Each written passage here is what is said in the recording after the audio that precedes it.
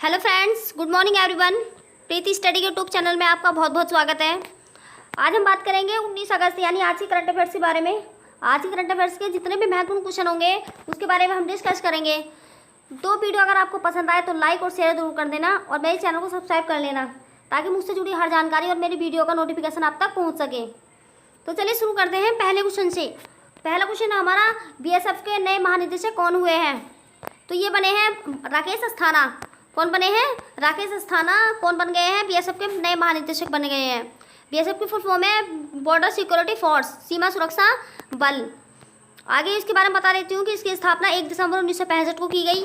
इसका मुख्यालय नई दिल्ली में है और इसका मोटो यानी नारा है इसका जीवन पर्यंत कर्तव्य है, यानी जीवन भर कर्तव्य करते रहो, कोई ना कोई कर्म करते रहो, ये इसका मोटो है। नेक्स्ट क्वेश्चन है हमारी स्क्रीन पर कि ग्वालियर चंबल एक्सप्रेस वे का नाम बदलकर किसके नाम पर रखा गया है? तो सही आंसर हो जाएगा अटल बिहारी वाजपेयी। हमारे देश के पूर्व प्रधानमंत्री अटल बिहारी वाजपेयी के नाम पर ग्वालियर चंबल एक्सप्रेस वे का नाम बदलकर रखा गया है। तो चंबल एक्सप्रेस वे उत्तर प्रदेश के इटावा जिले और राजस्थान के कोटा जिले को आपस में जोड़ेगा। और आगे मध्य प्रदेश के जो मुख्यमंत्री शिवराज सिंह चौहान ने पूर्व प्रधानमंत्री अटल बिहारी वाजपेयी की दूसरी पुण्यतिथि पर इसकी घोषणा की है। चंबल एक्सप्रेस वे जो मैंने आपको बताया है कि चंबल नदी के किनारे राजस्थान के कोटा शहर और उत्तर प्रदेश के इटावा शहर को आपस में जोड़ेगा। अगला क्वेश्चन है कि किस राज्य सरकार ने पढ़ाई तुहार पारा योजना शुरू की है? तो राज्य हो जाएगा छत्तीसगढ़, यानी छत्तीसगढ़ जो राज्य है हमारा पढ़ाई तुम्हार पारा योजना शुरू करने वाला पहला राज्य बन गया है। ठीक है, और ये क्यों शुरू किया गया है पढ़ाई तुहार पारा योजना? तो ये इसलिए शुरू की गई है लॉकडाउन के कारण बच्चों की पढ़ाई से जो नुकसान हो रहा है, बच्चों के जो घर पे रुके हुए हैं बच्चे, उससे जो नुकसान हो रहा है उसके लिए छत्तीसगढ़ सरकार ने पढ़ाई तुहार पारा योजना शुरू की है, जिससे बच्चे ई-कॉमर्स द्वारा ऑनलाइन क्लास ले सकें। ठीक है, इसलिए पढ़ाई तुहार योजना शुरू की गई है, बच्चे अपने घर पर बैठे बैठे ऑनलाइन स्टडी कर सकें। ठीक है, आगे बता देती हूँ कि कोरोना वायरस के कारण लगे लॉकडाउन के दौरान स्कूली बच्चों की पढ़ाई को नुकसान से बचाने के लिए छत्तीसगढ़ सरकार ने यह योजना शुरू की है। इस योजना के जरिए पहली कक्षा से लेकर कक्षा 10 तक के बच्चे अपनी सभी विषयों की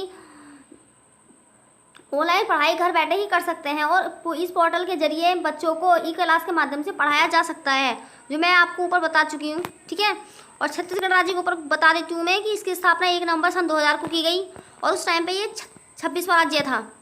ठीक है, और राजधानी इसकी है अटल नगर, यानी जो नया रायपुर है उसी का नाम अटल नगर है। मुख्यमंत्री यहाँ के भूपेश बघेल हैं जो कांग्रेस पार्टी से हैं और गवर्नर यहाँ की अनुसुईया उइके हैं।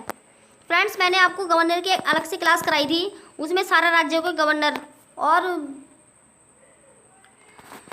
जो केंद्र शासित प्रदेश के डिप्टी गवर्नर है उनके बारे में मैंने उस क्लास में पढ़ाया था, तो आप वहाँ से जाकर देख लीजिएगा। उसका लिंक मैं इस डिस्क्रिप्शन में दे दूँगी। ठीक है, आगे बात करेंगे कि मुख्य न्यायाधीश यहाँ के PR रामचंद्र मेनन है। राज्य पशु यहाँ का जंगली भैंसा है और राज्य पक्षी यहाँ का हिल मैना है और जो राजकीय वृक्ष है वो यहाँ का साल है। ठीक है, कौन सा है? साल। 7 पड़ोसी राज्य हैं इसके, मध्य प्रदेश, उत्तर प्रदेश, झारखंड, उड़ीसा, महाराष्ट्र, तेलंगाना और आंध्र प्रदेश। लोकसभा की सीटें यहाँ की 11 हैं और राज्यसभा की 5 सीटें हैं। विधानसभा की यहाँ पे 90 सीटें हैं। और अचान कमार और इंद्रावती यहाँ 2 प्रमुख नेशनल पार्क हैं। और कर्क रेखा जो है वो हमारे भारत के छत्तीसगढ़ राज्य से होकर भी गुजरती है। कर्क रेखा भारत के कितने राज्यों से होकर गुजरती है? 8 राज्यों से, जिनमें छत्तीसगढ़ भी शामिल है। आगे है कि कौन सी कंपनी 2020 में भारत का पहला धातु सूचकांक बुलियन इंडेक्स बुलडेक्स लॉन्च करेगी? तो सही आंसर हो जाएगा मल्टी कॉमोडिटी एक्सचेंज, यानी MCX, मल्टी कॉमोडिटी एक्सचेंज। ये धातु सूचकांक इंडेक्स लॉन्च करेगी। ठीक है, और MCX मल्टी कॉमोडिटी एक्सचेंज की जो है इसके बारे में बता देती हूँ कि मल्टी कॉमोडिटी एक्सचेंज की स्थापना 10 नवंबर 2003 को की गई। इसका मुख्यालय मुंबई में है। कहाँ पे है? मुंबई, महाराष्ट्र में। और चेयरमैन इसके सौरभ चंद्र, MD और CEO हैं इसके PS रेड्डी। अगला क्वेश्चन है हमारी स्क्रीन पर कि full spectrum India's words 1972 and 2020 शीर्षक पुस्तक लॉन्च की गई है। यह पुस्तक किसने लिखी है? तो ये लिखी है अर्जुन सुब्रह्म ने। कौन सी पुस्तक है? Full spectrum India's words 1972 and 2020 पुस्तक। ठीक है, ये किसने लॉन्च किया है? अर्जुन सुब्रह्म ने। अगला क्वेश्चन है कि पुदुचेरी ने 16 अगस्त को डी जोर दिवस की कौन सी वर्षगांठ मनाई है? तो सही आंसर हो जाएगा 59वीं वर्षगांठ मनाई है। किसने? पुदुचेरी ने 16 अगस्त को डी जोर दिवस के रूप में मनाई जाती है वर्षगांठ, ठीक है। तो ये 59वीं वर्षगांठ थी जो 2020 में मनाई गई है। जो पुदुचेरी राज्य है हमारा केंद्र शासित प्रदेश, वो 18 अक्टूबर 1954 को एक जन्म संग्रह के आधार पर स्वतंत्र हुआ था और इसी को उपलक्ष्य में 16 अगस्त को हर साल डी जोर दिवस मनाया जाता है। क्यों मनाया जाता है? क्योंकि पुदुचेरी जन्म संग्रह के आधार पर एक स्वतंत्र राज्य हुआ था, उसी के उपलक्ष्य में 16 अगस्त को हर साल डी जोर दिवस मनाया जाता है। और आप सभी को पता है कि पुदुचेरी भारत का एक केंद्र शासित प्रदेश है जैसे कि दिल्ली, और मुख्यमंत्री यहाँ के पीवी नारायणसामी है और उपराज्यपाल यहाँ की किरण बेदी हैं, ठीक है। अगला क्वेश्चन है हमारी स्क्रीन पर कि किसने BRICS anti drug working group की चौथी बैठक की अध्यक्षता की है? तो सही आंसर हो जाएगा हमारा रसिया यानी रूस। रूस ने ब्रिक्स सम्मेलन की चौथी बैठक की अध्यक्षता की है। तो ब्रिक्स की स्थापना हमारी 2009 में की गई थी, लेकिन जब इसकी स्थापना की गई थी उस टाइम पे इसका नाम ब्रिक था, जिसमें ब्राज़ील, रूस, इंडिया और चाइना ये 4 देश थे। लेकिन कुछ समय बाद ब्रिक का नाम बदलकर ब्रिक्स कर दिया गया क्योंकि इसमें साउथ अफ्रीका को जोड़ दिया गया था। तो साउथ अफ्रीका को जोड़कर इसके 5 सदस्य देश हो चुके थे, ठीक है। कितने सदस्य देश इसके? 5 ब्रिक्स के। इसकी स्थापना 2009 में हुई, जो मैं आपको बता चुकी हूँ। इसका मुख्यालय शंघाई यानी चीन में है। अध्यक्ष किसके हैं? केवी कामत। और ब्रिक्स के सदस्य हैं वो भी मैं आपको बता चुकी हैं, जैसे ब्राज़ील, रूस, भारत, इंडिया, दक्षिण अफ्रीका यानी साउथ अफ्रीका। आगे रूस के बारे में बता देती हूँ कि रूस जो है वो एशिया और यूरोप महाद्वीप में स्थित एक देश है जिसकी राजधानी मॉस्को है। करेंसी यहाँ की रूबल है। राष्ट्रपति यहाँ के व्लादिमीर पुतिन है। प्रधानमंत्री यहाँ के मिखाइल मुस्तोइद है। और यूराल पर्वत एशियाई रूस को यूरोपीय रूस से अलग करते हैं। और रूस की संसद का नाम क्या है? ड्यूमा। फ्रेंड्स, कई बार एग्जाम में पूछा जा चुका है कि रूस की संसद का नाम क्या है? ड्यूमा। तो काफ़ी इंपॉर्टेंट क्वेश्चन है ये वाला कि रूस की संसद का नाम क्या है? तो क्या है? ड्यूमा, ठीक है। अगला क्वेश्चन है कि किस राज्य ने येलो चैन एकीकृत ई कॉमर्स प्लेटफॉर्म लॉन्च किया है? तो यह एक हमारा पूर्वी राज्य है जिसने येलो चैन योजना शुरू की है। तो वह राज्य है हमारा नागालैंड, ठीक है। कैसा राज्य है नागालैंड? पूर्वी राज्य है क्योंकि भारत की पूर्वी सीमा पर स्थित है। और नागालैंड के जो मुख्यमंत्री हैं नेफी रियो ने राज्य के लोगों को स्थायी व्यवसाय बनाने के लिए येलो चैन नामक एकीकृत ई कॉमर्स प्रणाली को शुरू किया है। नागालैंड के बारे में देख लेते हैं कि राजधानी इसकी कोहिमा है। मुख्यमंत्री यहाँ के नेफियू जो नेशनल डेमोक्रेटिक प्रोग्रेसिव पार्टी से हैं, ठीक है। और गवर्नर यहाँ के RN रवि हैं। स्थापना इसकी 1 दिसंबर 1963 को की गई थी। कब की गई थी? 1 दिसंबर 1963 को। मुख्य न्यायाधीश यहाँ के हैं अजय लांबा। नागालैंड के कौन है मुख्य न्यायाधीश? अजय लांबा। और 3 पड़ोसी राज्य भी हैं इसके, जिसमें हमारा अरुणाचल प्रदेश, असम और मणिपुर, ठीक है। और हमारे ये तीनों ही पूर्वी राज्य है, ठीक है, जो कि नागालैंड के पड़ोसी राज्य हैं। लोकसभा की सीटें यहाँ पे 1 है, राज्यसभा की यहाँ पे 1 सीट और विधानसभा की यहाँ पे 60 सीटें हैं, ठीक है। अगला क्वेश्चन है कि WHO की किस मुख्य वैज्ञानिक को तमिलनाडु के मुख्यमंत्री का विशेष पुरस्कार मिला है? तो सही आंसर हो जाएगा सौम्या स्वामीनाथन। तो सौम्या स्वामीनाथन कौन है? ये WHO की मुख्य वैज्ञानिक, तमिलनाडु के मुख्यमंत्री का विशेष पुरस्कार दिया गया है, ठीक है। किसे? सौम्या स्वामीनाथन को।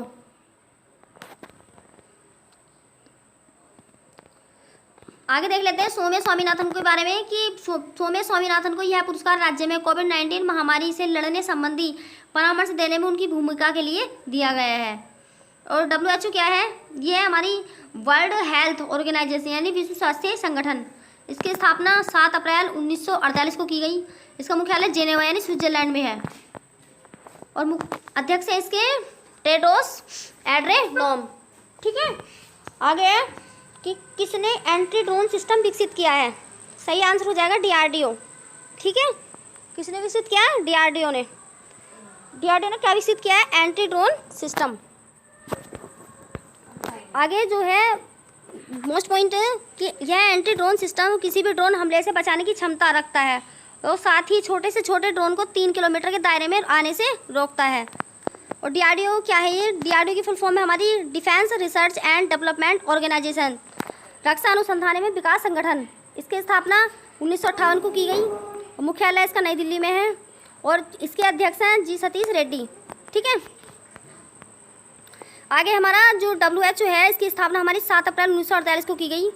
तो 7 अप्रैल को इसकी स्थापना हुई थी। तो इसी उपलक्ष्य में 7 अप्रैल को विश्व स्वास्थ्य दिवस मनाया जाता है प्रतिवर्ष। ठीक है, याद रखना कि 7 अप्रैल को क्या मनाया जाता है, विश्व स्वास्थ्य दिवस। ठीक है, अगला क्वेश्चन देख लेते हैं कि किस देश ने 15 अगस्त को अपना राष्ट्रीय शोक दिवस मनाया। सही आंसर हो जाएगा बांग्लादेश। यानी एकमात्र देश बांग्लादेश ऐसा देश है जो 15 अगस्त को अपने राष्ट्रीय शोक के दिवस में मनाता है। ठीक है, हमारा भारत एक खुशी के रूप में मनाता है क्योंकि हमारा देश 15 अगस्त को स्वतंत्र हुआ था, और बांग्लादेश एकमात्र ऐसा देश है जो 15 अगस्त को राष्ट्रीय शोक दिवस के रूप में मनाता है। और ये क्यों मनाता है राष्ट्रीय शोक दिवस के रूप में, ये आप मुझे कमेंट बॉक्स में बताना। ठीक है, आगे चलो मैं ये बता देती हूँ कि बांग्लादेश के पहले राष्ट्रपति बंगबंधु शेख मुजीबुर रहमान की 43वीं पुण्यतिथि पर बांग्लादेश का राष्ट्रीय शोक दिवस मनाया जाता है। तो यह इस उपलक्ष्य में राष्ट्रीय शोक दिवस के रूप में मनाता है। कि क्यों मनाता है कि जो बांग्लादेश के पहले राष्ट्रपति बंगबंधु थे, उनकी पुण्यतिथि पर बांग्लादेश राष्ट्रीय शोक दिवस के रूप में मनाता है 15 अगस्त को। ठीक है, बांग्लादेश के बारे में देख लेते हैं कि बांग्लादेश की राजधानी ढाका है और इसकी जो करेंसी है वो है टका। ठीक है, टका इसकी करेंसी है। प्रधानमंत्री यहाँ की शेख हसीना जो कि एक महिला है। और गंगा नदी को बांग्लादेश में पद्मा के नाम से जाना जाता है। बांग्लादेश भारत के साथ सबसे लंबी बाउंड्री बनाता है। इसकी लंबाई 4096 किलोमीटर है। ठीक है, कितनी लंबी है, 4096 किलोमीटर। आगे है कि बांग्लादेश भारत के 5 राज्यों की बाउंड्री को छूता है, जिसमें पहला हो जाएगा पश्चिम बंगाल, दूसरा असम, तीसरा मेघालय और मिजोरम। ठीक है, पहला पश्चिम बंगाल, दूसरा असम, तीसरा मेघालय, चौथा त्रिपुरा और 5वां मिजोरम। 5 राज्यों की सीमा को छूता है बांग्लादेश। अगला क्वेश्चन है कि गायक पंडित यशराज का निधन हुआ है, यह किस सम्मान से सम्मानित थे। सही आंसर हो जाएगा पद्म भूषण से। ठीक है, पद्म विभूषण से। तो गायक जो पंडित यशराज हैं उनका निधन हुआ है, वे पद्म विभूषण से सम्मानित व्यक्ति थे। ठीक है, और पंडित यशराज कहाँ के थे, हरियाणा राज्य से बिलोंग करते थे। आगे है कि किसने one sun one world one grid योजना शुरू की है। One sun one world one grid योजना शुरू की है। तो ये की है हमारे देश के प्रधानमंत्री नरेंद्र मोदी ने। ठीक है, किसने, प्रधानमंत्री नरेंद्र मोदी ने। और ये क्यों शुरू की है उसके बारे में देख लेते हैं कि इस योजना का मुख्य उद्देश्य है विभिन्न देशों में स्थित नवीकरणीय ऊर्जा स्रोतों को परस्पर संबंध करके एक वैश्विक पारिस्थितिकी तंत्र का निर्माण करना है। क्या करना है, देशों में स्थित नवीकरणीय ऊर्जा स्रोतों के परस्पर संबंध करके एक वैश्विक पारिस्थितिकी तंत्र का निर्माण करना है। ठीक है, आगे है कि BEML ने पायलट रहित हवाई विमान PTA और सामरिक मानव रहित हवाई वाहनों के विकास के लिए किस IIT के साथ समझौता किया है। तो किसके साथ किया है, IIT कानपुर के साथ। किसके साथ, IIT कानपुर के साथ। ठीक है, जो BEML है उसके बारे में देख लेते हैं। भारत अर्थ मूवर्स लिमिटेड, क्या फुल फॉर्म है इसकी, भारत अर्थ मूवर्स लिमिटेड। भारत अर्थ मूवर्स लिमिटेड की स्थापना 1964 को की गई। मुख्यालय इसका बेंगलुरु यानी कर्नाटक में है और चेयरमैन और MD हैं इसके श्री DK होता। कौन है, श्री DK होता। आगे है कि पारसी नववर्ष नवरोज कब मनाया गया।